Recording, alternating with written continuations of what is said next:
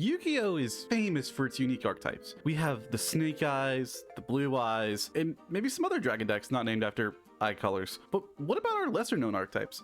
The third archetype in sets. Why do they never get talked about? Well, simply put, they're not good. Some could be silly little meta calls at occasion, some could be some mediocre fails on arrival, but can they do something? Like, why weren't they talked about during their own format? I wanted to look back at these said decks, especially because I feel like those decks need their own time in the sun, for better and worse, to see what they can do.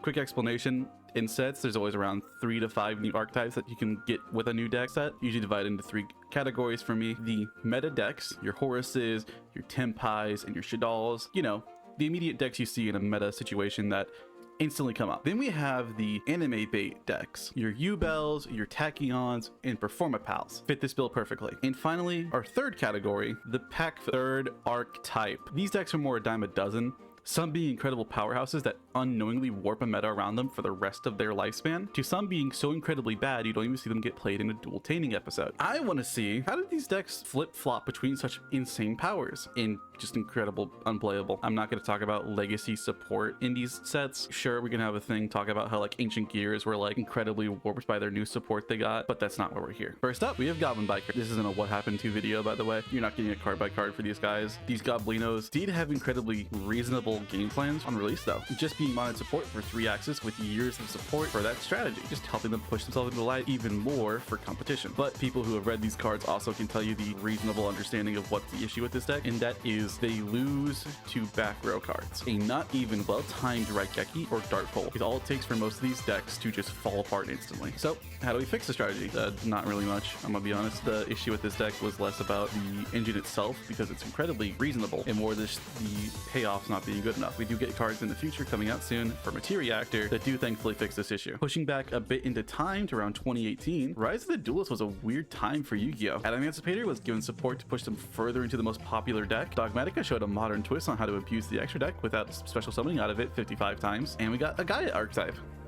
Cool. But hidden away in the back of the world, a little forest filled of adorable little goblins, enjoying their day in peace, of course, are just relaxing. Melfi. These adorable little guys jump in and out of your hand when threatened and make some fun rank 2 Xyz monsters before sprites do it. Their main gimmick is summoning themselves out of the hand during your end phase and bouncing back to your hand when a monster is summoned or attacked for a beneficial effect. Using Doggy and Caddy, you can grab all the names you could ever need, and even better, some generic level 2 beasts like Kalantosa. So, what went wrong for these poor little guys? Well, we released in the same format as Eldritch and Emancipator, who are currently smashing the format to pieces. But the larger issue with Melfi's initial release is they don't have an in-game yet. Melfi Mommy is like one of the only 2 Xyz monsters they have next to Forest, and unless you have a way to get 3 to 5 materials on her instantly, she's not doing anything. Melfi of the Forest themselves also didn't have many good search targets, one just being a normal trap that bounces cards back to the hand, and the other one being just extenders. I wish these goobers had more they could do at the time. They do get their comeback much later in their lifespan, being with the hope support of Melfi, Wally, and Penny, and of course sprites, making these cards have incredible engine pieces to go into anything they would ever need. And finally we have the last archetype of the day, railing from all the way back from Duelist Alliance, Ultimate Athletes, better known as UA. Now in modern times, UA has actually made its place in Rogue's format.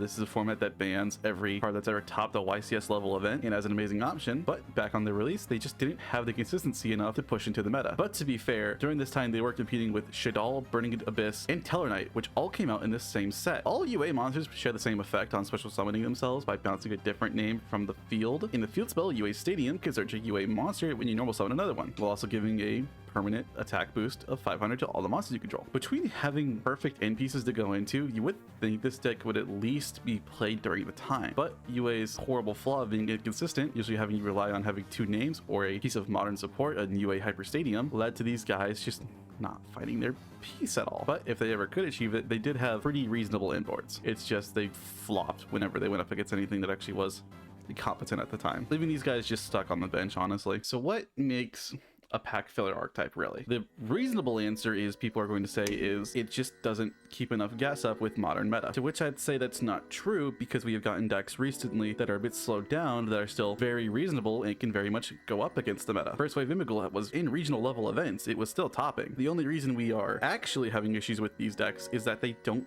have game plans or they don't have consistency, sometimes both. So how do we resolve this issue? We just print a second wave of support that actually fixes the one of the two issues. I know it's kind of crazy for us to say that like this isn't difficult. Konami has shown that like TCG archetypes cannot fucking do it, except for Mimigul recently. But I will say that it's incredibly fun all around. It's fun to play some dog shit decks on occasion. And like, we all need some time away from the actual meta. Let's play goofy ass shit and play Nemorelia. Goodbye.